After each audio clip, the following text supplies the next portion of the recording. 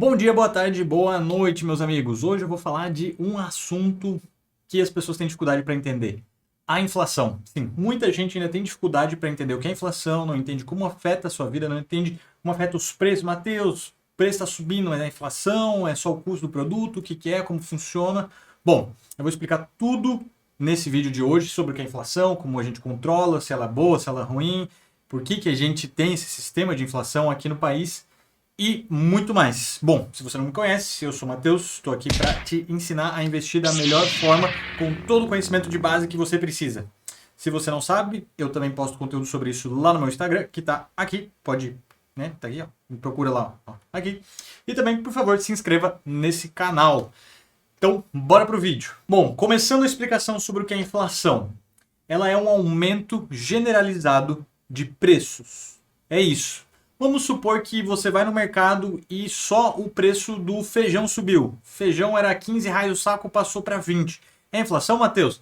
Não, não é inflação, porque não é generalizado. Foi um único produto que subiu. Então você tem que entender que é quando tudo está subindo, ou pelo menos uma classe inteira de ativos.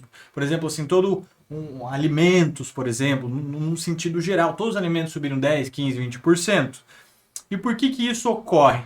Existem vários motivos, eu já vou entrar neles, mas a ideia principal é porque as pessoas estão comprando muito rápido, entre aspas. Eu já vou explicar isso também. Todo o nosso mercado, ele é baseado em oferta e demanda, né? Você já deve ter ouvido isso milhares de vezes, que é sobre o quanto tem alguém te ofertando e alguém comprando. Se você tem um carro extremamente exclusivo, existem 5 no mundo, você pode jogar o preço lá em cima, porque é algo muito exclusivo. Então a demanda, né, a oferta, quer dizer, é muito pequena, não tem muita gente ofertando, tem pouquíssimas, são 5 pessoas, às vezes só você vendendo, você pode cobrar mais ainda. E a demanda é muito grande, muitas pessoas querem esse carro, porque ele é muito bom e poucas pessoas têm, enfim. A inflação, em partes, ela significa crescimento econômico, se for uma das razões que eu vou explicar aqui.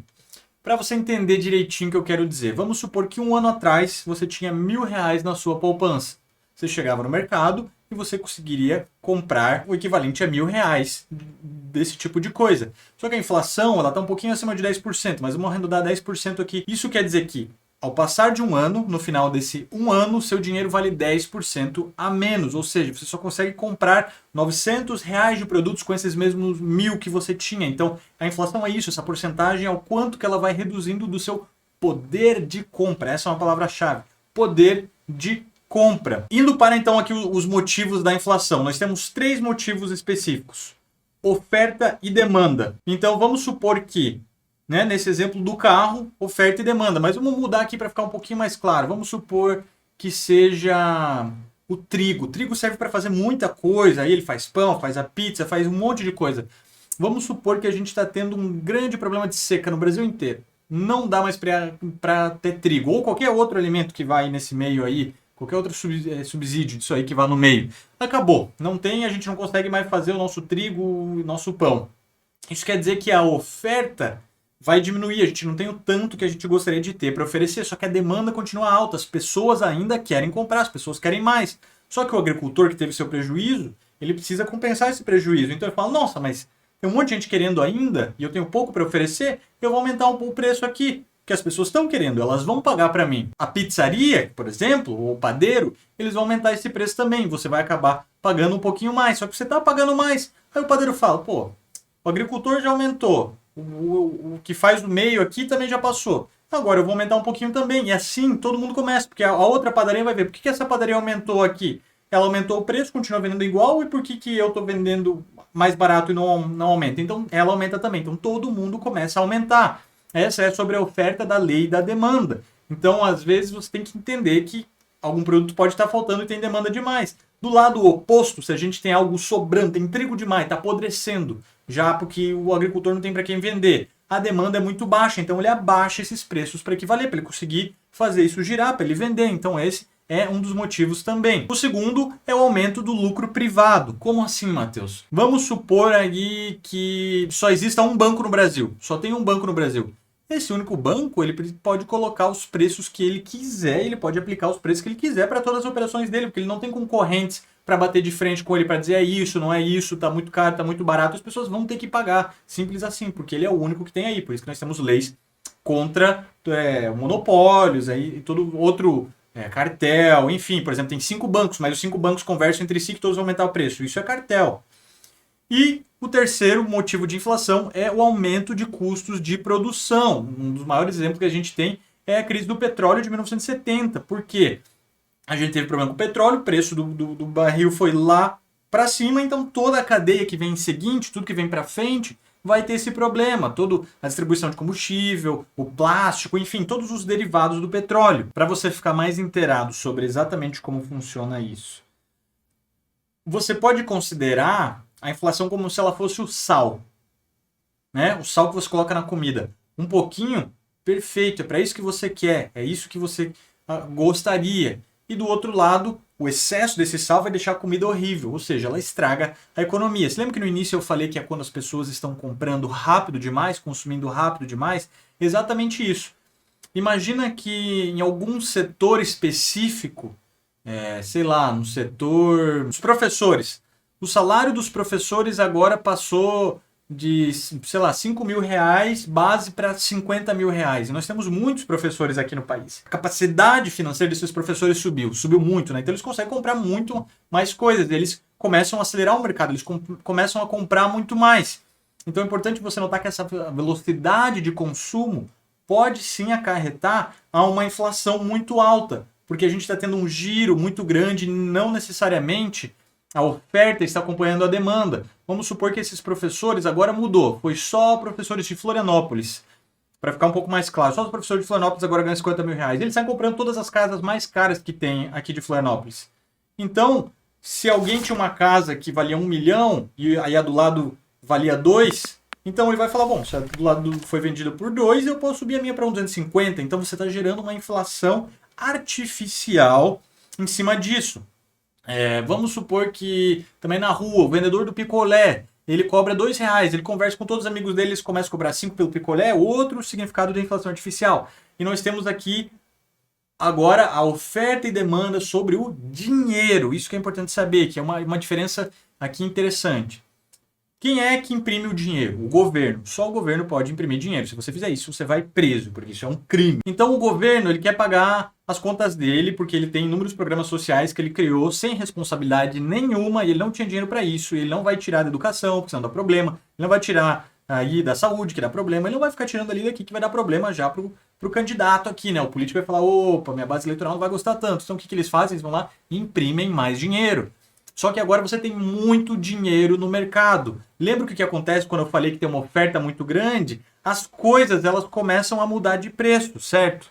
Então aqui que está o problema. Quando você tem dinheiro demais rodando no mercado, você está imprimindo dinheiro, o governo está imprimindo dinheiro, tem dinheiro demais rodando no mercado, o preço das coisas é o exemplo da casa, começa a subir, porque o poder aquisitivo de todo mundo sobe, né? Todo mundo tem mais poder de compra, as coisas são maiores. Por isso que essa galera tem muita gente tem essa teoria de que vamos imprimir dinheiro para dar para os pobres.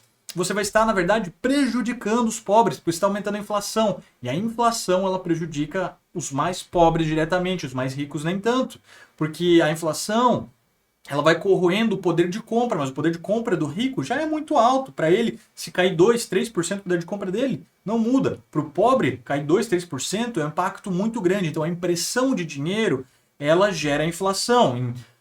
Existem aí os modelos de controle, obviamente, que é a taxa Selic. Então aqui que a gente vê a explicação do que é Selic. Taxa Selic ela é a taxa de juro básica da nossa economia. A Selic, então, ela é o freio da economia. Lembra? As pessoas estão cobrando demais, tem dinheiro demais circulando no mercado. Então ele entra com a Selic para frear. A Selic agora está em 10%, então ele vai frear em 10% a economia. Já que a inflação está em 10%, ela freia em 10%. E assim ela vem buscando controlar. Mas, Matheus, você tinha me falado que a inflação não pode ser bom. Ela é um sinônimo de crescimento econômico de um país. Sim, de volta para o exemplo. Vamos supor que a indústria automotiva no Brasil está indo muito bem. Então a empresa vai repassar esses valores para as pessoas, para os investidores, e elas vão ganhar mais dinheiro também.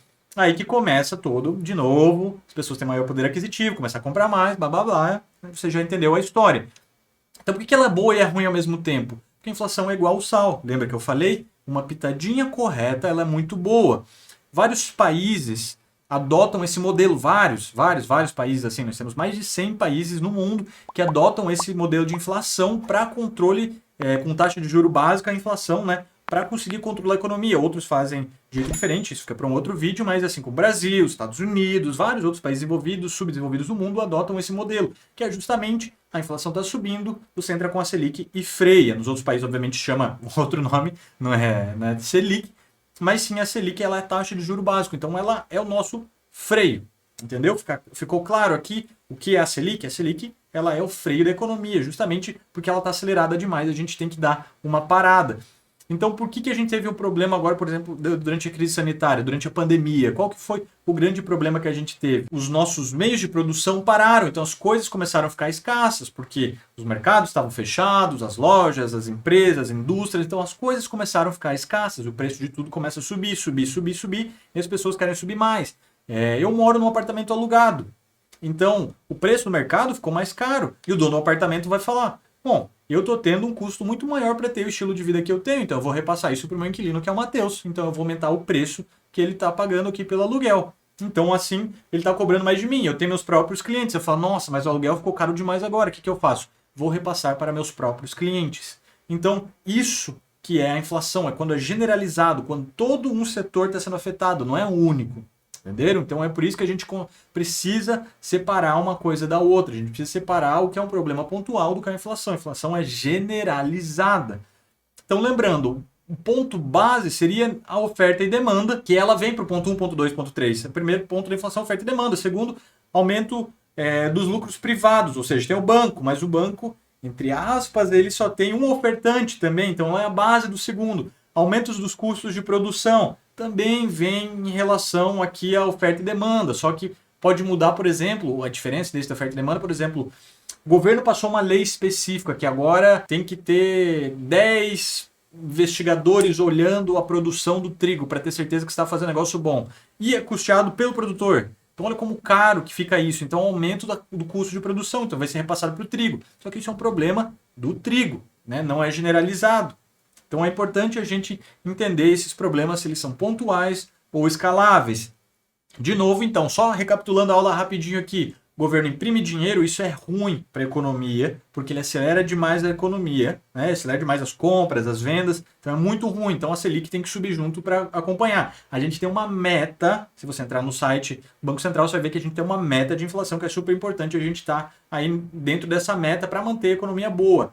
Percentual normalmente é 1, 2%, isso varia muito de governo para governo, de país para país. O Brasil aí sempre quer estar entre 1, 2% por aí, porque ele pode imprimir dinheiro, sobe a Selic um pouquinho, regula, sobe, desce, então ele tem uma meta. Então a gente agora está com a inflação batendo 11 e a Selic está em 10 e pouquinho. Então ela vem subindo até que a hora que ela vem parando, a economia, elas não são necessariamente equivalentes, né? O número agora coincide, mas elas não necessariamente equivalentes. Não é porque uma está 10 e outra está 10 que vai segurar a inflação, ela vai descer, não necessariamente. A Selic vai continuar subindo, ela vai para 11, ela vai para 12, para daí sim começar a controlar a inflação. E não necessariamente ela vai controlar, porque nós temos vários outros problemas políticos no país, enfim, várias outras coisas que afetam o preço das coisas, né? Então a inflação está altamente atrelada a problemas políticos aqui no Brasil, não só no Brasil, vários outros países, né? Mas como a nossa política é muito frágil no Brasil, a gente é muito mais afetado ainda. Bom, espero que tenha ficado claro o que é a inflação. E o que é a Selic, o que ela faz para com a inflação, como ela segura esses preços e por que ela é boa, por que ela é ruim. Existem modelos melhores? Aí fica aberto para discussão. Eu gosto desse modelo de inflação, eu só não gosto de como o governo brasileiro vem controlando ela. Enfim, o vídeo por hoje é isso, espero que você tenha entendido. Se você ficou com alguma dúvida, por favor, deixa aqui nos comentários aqui embaixo ou pode me mandar lá no Instagram que eu responderei com todo o prazer.